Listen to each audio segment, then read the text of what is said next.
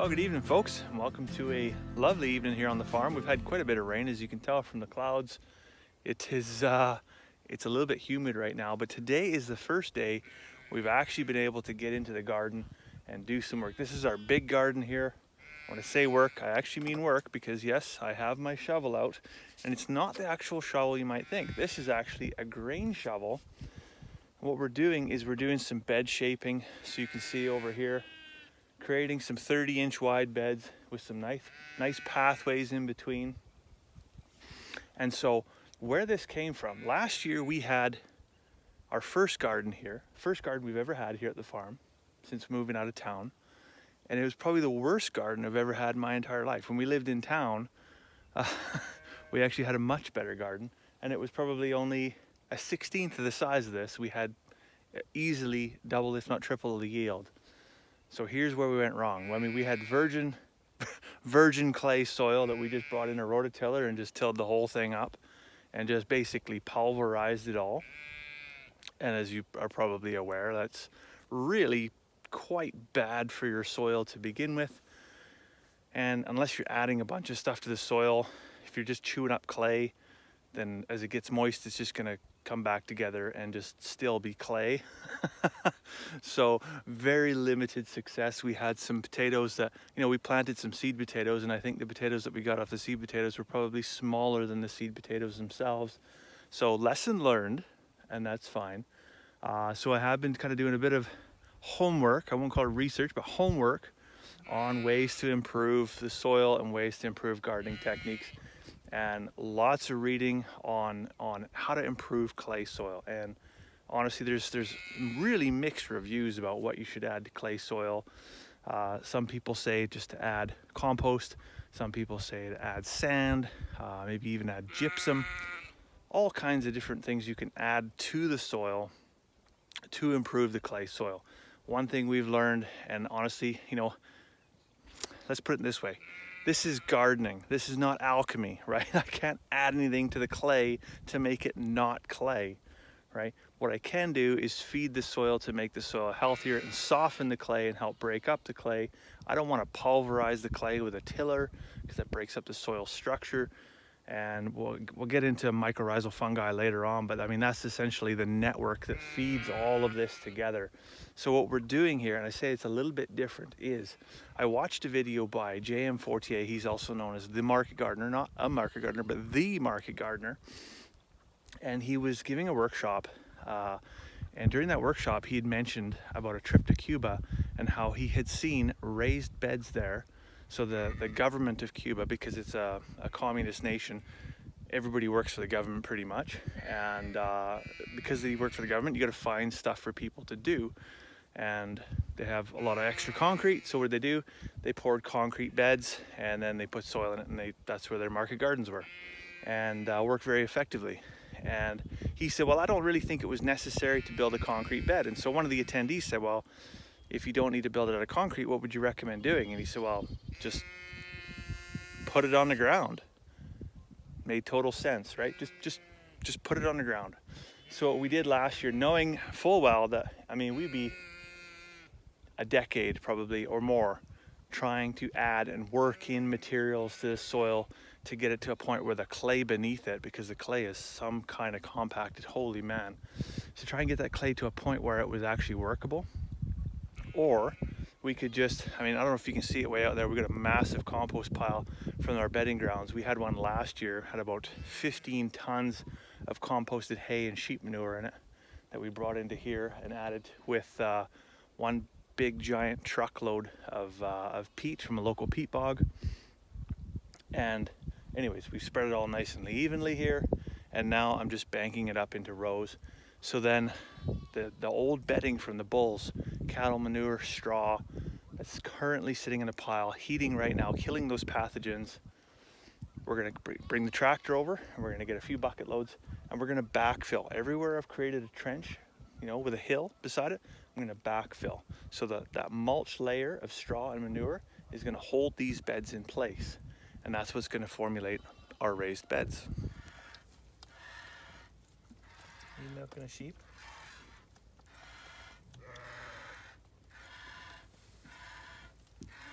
You want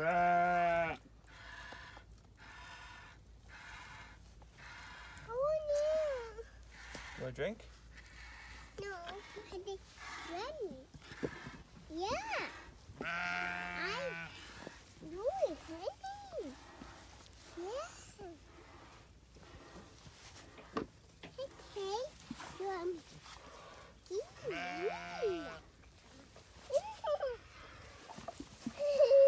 Want some milk?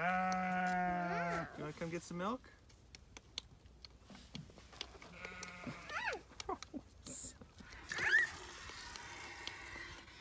You want some?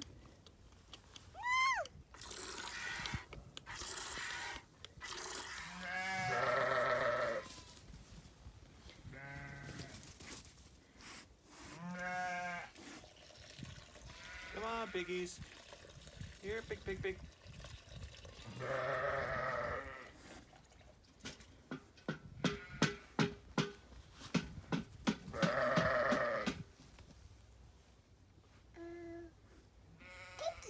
That's Peppa Pig.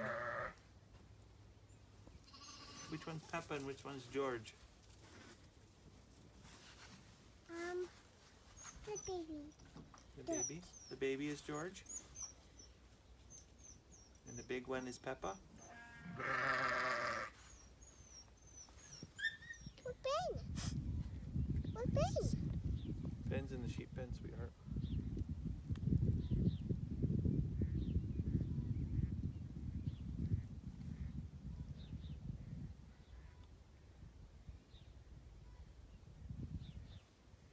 Time pet. You love Miko?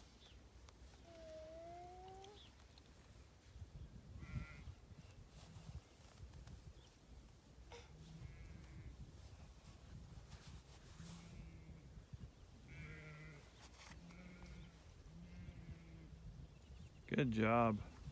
All right, so I think we're about to get rained on again here because there's a whole bunch of seagulls doing their thing. The weatherman in me says I got about a half an hour before I'm going for a cup of tea.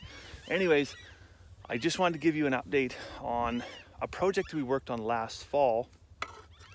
One of our viewers, Pam, was asking about it. So we made a video called Joel Salatin's Carbonaceous Diaper, and what that is, the concept is that all the bedding and material that we used from our bowls, sprinkle it in with grain and then spread it in on the garden. And we ran our pigs in here last fall. After we pulled the garden, we put all that material in here, put the pigs in here and let them work it in.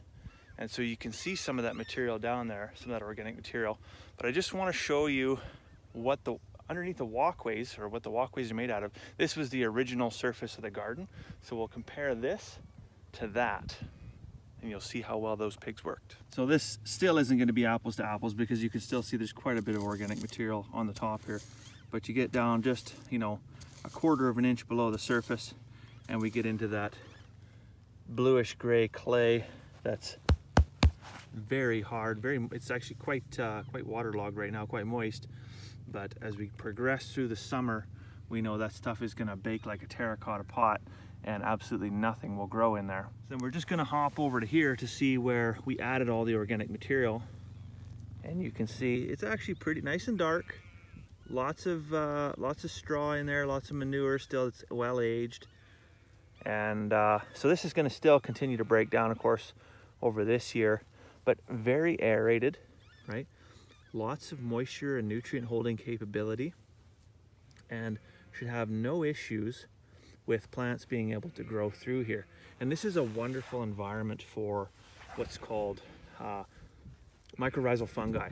So as I mentioned earlier, I said we would talk about this a little bit later, but mycorrhizal fungi is essentially the magic that can make your garden grow up to 20 to 25% better. So it is speaking to the fungus that exists in the rhizosphere. So the rhizosphere is the environment in which the roots of a plant exist. So we're talking, you know, right in here, right? Essentially, just below the grade of the surface, and you'll get fungal growth in here, and it forms a symbiotic relationship between the plant and the ground. So the fungus acts as essentially a carriageway, a dual carriageway, so to speak, for carbohydrates to come down from the plant through photosynthesis and feed the fungus. And in return, the fungus will then transport minerals, nutrients, moisture from the soil up towards the plant. So essentially, this is why the no-dig method has gained such popularity in, well, definitely in recent years, because mycorrhizal fungi form a network, right? If you grab a handful of this, they say a handful of soil, a good healthy soil, can have upwards of 2 miles of mycorrhizal fungi in it. So that's a massive network. So you imagine the body's nervous system, right? And how everything is interconnected from your knees to your toes to your eyes to your nose, all links to your brain. That's what the fungi does for the soil. Now, when you come in with a tiller and you just pulverize the soil, you can imagine what it does to that network, right? That's like trauma happening to your brain, essentially, is it's just traumatizing the soil and interrupting the network, and thus you have less healthy soil. Oh, it's me. Are you planting a tree?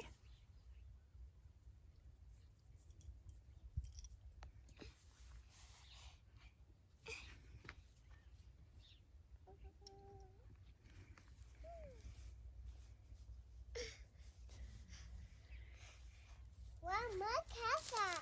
Your castle. Oh, good boy. I want them. Wow, my casa. Whee! My casa. My casa. Whee! Sheep. So now that I've got 7 of these beds shaped, you're probably wondering, well, I'm talking about no-dig gardening, but here I am working with a shovel. Is this not no-dig gardening, or what is this? Well, it is in a sense. I mean, mistakes were made last year, lessons were learned, and so I'm just doing what I can in order to get a garden in this year and slowly adopt these principles. So we spread all the compost evenly, tilled it up a little bit. So again, we know we shouldn't be tilling, lesson learned, like I said. But today all we're doing is we're taking the grain shovel and we're going down the row and we're just lifting that material, that composted material, and we're folding it over, right? So we're not actually disturbing the soil structure underneath. Now, when it comes to mycorrhizal fungi and how to feed it, you may think, well, I just need to fertilize, right? So I'll just apply some Miracle-Gro or some pelleted form or some liquid form fertilizer, maybe even some fresh manure. What works really well, in fact, is actually compost. Compost creates a wonderful habitat for the mycelium to develop. So that's what we're gonna do is some semi-made compost. As I said, we stacked all the bedding material from the bulls up in a nice big pile. I can see it over here now. It is just steaming away, nice and hot. And so that's what we're gonna layer in here. So it's gonna form semi-compost, semi-mulch. It's gonna kind of be in between a little bit. And so in the wintertime, once the beds are done, I'll be able to just rake some of that material up and on top of the bed. And so that'll become a compost layer for next year. And then the following spring, I'll just grab some more of the semi-finished stuff and add as a mulch layer in between the rows without ever having to disturb the beds. We'll come in here, we won't broad fork. I don't own a broad fork. Broad forks are expensive. They're like, well, I mean, yeah, you can look it up. I mean, it's all gonna vary by region, but I've seen anywhere from $200 to $500 for a broad fork. I'm probably just gonna come in with a regular pitchfork and just loosen everything up, aerate a little bit. And then we'll look at cover kill tarps for next year, because I mean this is a very large expanse. It's what would it be? It'd be 30 feet by I think 140 feet is what we did, something like that. So we need a pretty big tarp to be able to cover this in.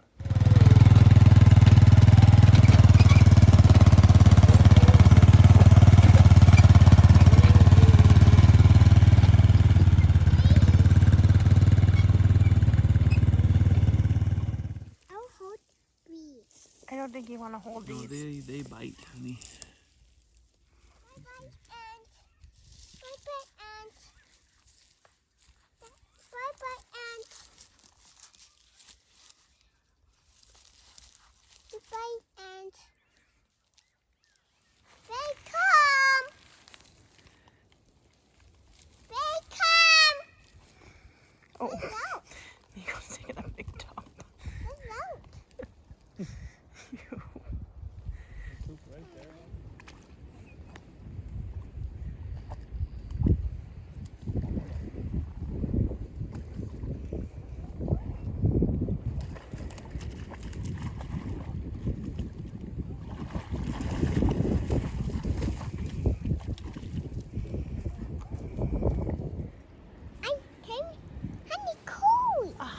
honeycomb. You got a honeycomb. Wow. What's in your other hand? I have toy. A toy. Toy? Is it a What kind of phone? No, the toy. A toy? You ready to go? Yeah. Yeah, we're gonna go.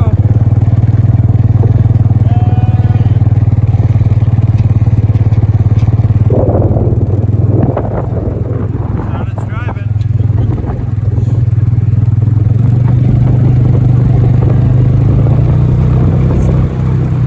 We go fast, Charlotte.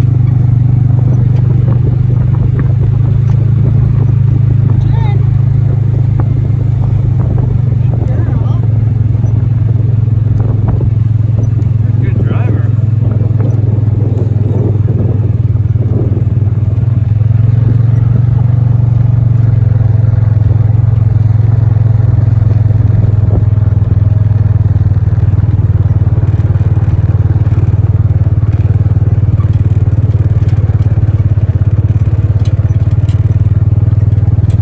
Now it's time for a moment of humility. We've got our two rams back here, and the other day I mentioned I was going to try and fetch them up and get them moved down to the pasture because they've pretty much eaten all what was here for hay, and there's not much grass here, and it's time for this little paddock to have a rest. And so I tried to fetch them to the trailer with a bucket of grain, and I usually don't give them much in the way of grain. Just give them enough to whatever to keep them friendly or to get them somewhere where I need to be. But I couldn't get them to the trailer, and I dumped the grain in the trailer, and I should have gone back after I couldn't get them and just scooped it up, but I didn't, and I left it all there. It wasn't a ton, but it was more than what they should have had, evidently. So this morning, well, actually last night, I noticed that Jock was kind of off by himself. He was hiding out in the shelter down there, and well, that's kind of strange. He usually come right up. And then this morning he had the scours, so I was like, oh boy, like, here we go. It's something serious here now. And I noticed he had a bit of a snotty nose too, so figured he got a bit of grain poisoning.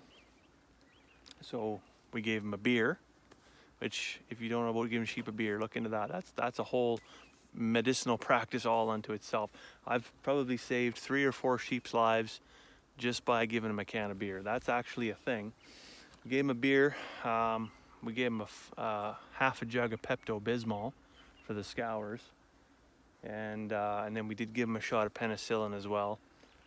So then this evening here, just before supper, I tossed the core of a round bale in across in the next paddock over, and him and Todd were over there, and they were eating on it. So you know, he's got some green roughage in his stomach, and I think that'll help to balance things out. But we're gonna have to keep an eye on him for a couple of days. So looks like the boys are staying here for a little bit. I'm gonna stay on the hay for a few more days until we can move him down.